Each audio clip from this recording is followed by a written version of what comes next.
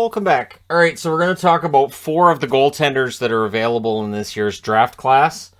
And the reports on this year's goaltenders, basically along the lines of, this is kind of a weak class. If you're looking for a goaltender, if you're a team looking for a starter, it might not be the draft. I'm wearing Oilers because I think the Oilers probably draft a goaltender this year, but none of these guys are going to be ready soon. The wisdom seems to be that these 3 here are still coming into their own. Some of them and others that aren't on the board could end up being really good pro goaltenders, but it's a little bit rough right now. So we'll start off with Dennis Hildeby. Now, Hildeby was passed over in this year's draft. I'm going to apologize straight out too for any names I might get wrong because the pronunciation's not on Elite Prospects. Normally they have that. Now, Hildeby has a few things going for him. First off, he's 6'6". He's the biggest goaltender of draft-eligible goaltenders. He was passed over last year in the draft. Now, what that means is he's also 20 years of age, and he's been playing against men. Now, he is also a goaltender that wins a title in the SHL this year with Fir Avenue. So they're league champions. So he's been around a championship team and again playing against men. And his numbers, limited sample size, but very good. 1.93 goals against, solid save percentage to go with that. And his numbers were good. And his butterfly improved this season as well, which is where things are kind of interesting. So with Hildeby, if you draft him, you're getting a goaltender who is better mechanically, better in his movements, smarter in his positioning in all likelihood than the other 3. But he's also older, so he's had more time to work on it. So this is where things get tough when you're drafting goaltenders. There are some goaltenders who have holes in their game that then work on that. And 3 years later, we're seeing them in the NHL. And we're like, why didn't the team draft this guy sooner? And it's because there's flaws in the game. Now, he's seen as a potential 1B in the NHL. So he's seen as, I want to say like Mrazek. So think along the lines of a Mrazek type, where Mrazek's not really starter material, not really the guy that you're going to go to every night, but he can be a 1A, 1B. So for Hildeby, that's what's seen as his ceiling. And again, at 6'6", it's highly likely he gets taken. I don't think he goes first. HockeyProspect.com has him listed. They have him listed as their top prospect among the goaltenders. One thing that I like with Hockey Prospect is when it's somebody who got passed over in the previous draft, they don't care.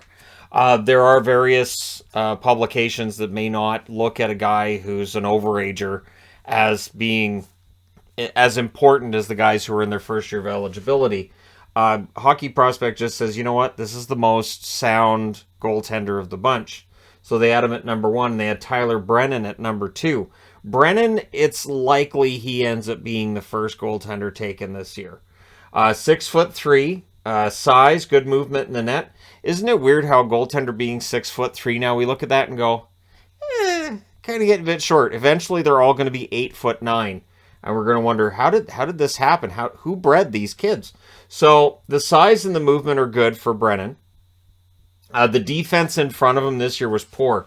I didn't really get into the stats from this year for the goaltenders because just reading these reports tells me the stats don't really tell you a lot. These are goaltenders that are still working on their game. And one thing with him, the defense in front of him being kind of poor, it makes it hard to read his game then, and whether or not he was bad or was it the guys in front of him.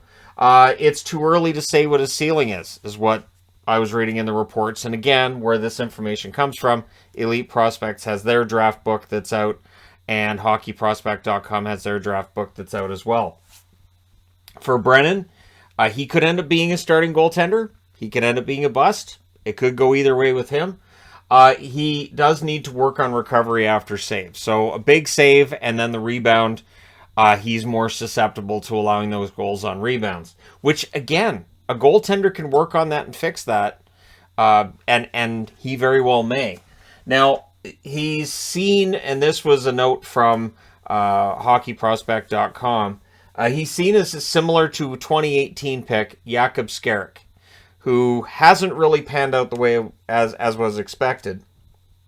Again, with goaltenders, though, they can be late bloomers. But he's seen as having a higher ceiling than Skarek, who at this point looks like he's probably going to be a backup at the NHL level, should he get there. So for Brennan, again, you're probably looking at a 1B type goaltender. So if you cheer for a team that needs a goaltender to fix things, this year's draft class probably isn't going to be it. Topias Leinonen, and again, I apologize to Finns everywhere on that one.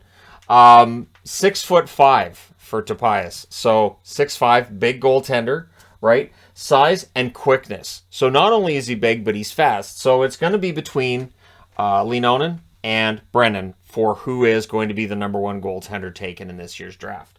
One scout said, best goalie I've seen this year, and another scout said, I would take him in the second round. So it is possible that we see Leinonen taken in the second round, depending on where that scout's from and what that team wants to do in the second round. So he's still rounding into form. He's young, and so he could end up being a steal. He could end up being one of those goaltenders that, again, we look back years down the road and say, wow, he wasn't until the second round.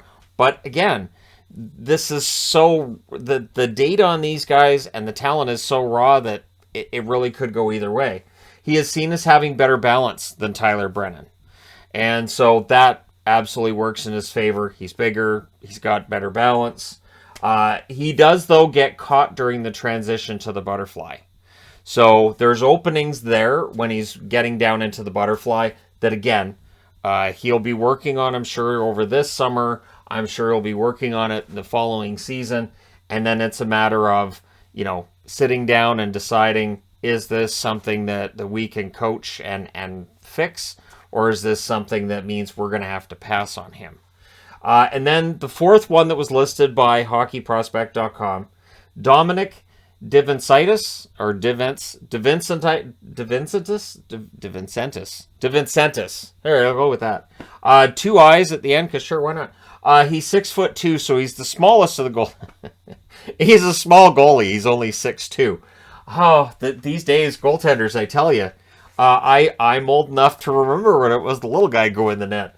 It used to be when we'd play street hockey, it was just the little guy goes in because better shot at goals, right? But yeah, it's weird because goaltenders used to routinely be below 6 feet, and now 6'2" is seen as kind of small by goaltending standards. So he's calm and poised, Dominik is, and one thing that impressed them was, not much was expected of him this year, but as a rookie, he did very well. He did well under pressure. He was not overwhelmed. So if you're looking for a guy who might get drafted in, say, the 4th or 5th round, and I'm sure there will be a bunch of goaltenders that get picked, when I'm seeing comments from scouts that are along the lines of, I wouldn't draft a goalie this year, I haven't seen any good goaltenders, that tells me there's an agent somewhere who's gone to some team in Latvia or some team somewhere that nobody's maybe scouted and said, I think this goalie could be a steal. So we'll see that too, right? 6th, 7th round goaltenders that years down the road we say, wow, that was an amazing pick. Amazing find. So with Dominik, he does tend to play deep in the net. But again, he's a rookie, right? And when you're a rookie at the junior level, there's a lot to work on there. So he played more than was expected. He played well. And he just tends to play deep in the net, which again is easy enough to fix. I remember Luongo here in Vancouver. They would mess with his positioning each year. It was actually kind of fun to watch as he would have maybe a weakness one season that was fixed the following season, and then there might be another weakness, and then, okay, he's got to play out at the top of the crease. Now we're going to play back a little bit, but he adapted every year. So it's seeing that that Dominik tends to play deep in the net, I don't think is necessarily going to be a big deal. And he could end up being a quality pro goaltender. In the report, it said, this is a guy who could end up being a really good quality pro goaltender. So if you're not enamored with Brennan, Leinonen, if Hildeby being passed on last year means he gets passed on again this year, and remember, there have been plenty of really good goaltenders in the National Hockey League that didn't get drafted. So we'll see if DiVincentis ends up being taken later on. DiVincentis sounds better. Anyways, capital D, capital V in the name. Just I always use the block letters. But it is unlikely we're going to see a goalie get drafted in the first round. I would be very surprised to see a goalie go in the first round. And from the reports I've read on these goaltenders, probably not going to go early in the second round either. Unless you find a team that needs a goaltender. Unless there's a team that looks and says, you know what, this Finnish kid, we think he can do well. And again, that's where Edmonton might step up. Maybe it's Edmonton that ends up either using one of their picks or acquiring a pick at the draft table in order to pick a goaltender. We were waiting on Edmonton to pick a goaltender last season. It didn't happen. We'll see if it happens this year. But again, there isn't a blue chip prospect in net this year. There isn't a sure thing in net this year. Wallstead was seen as basically kind of a sure thing last year. There isn't a Wallstead in this draft class. So, again, because people did ask, like, what does the goalie draft look like?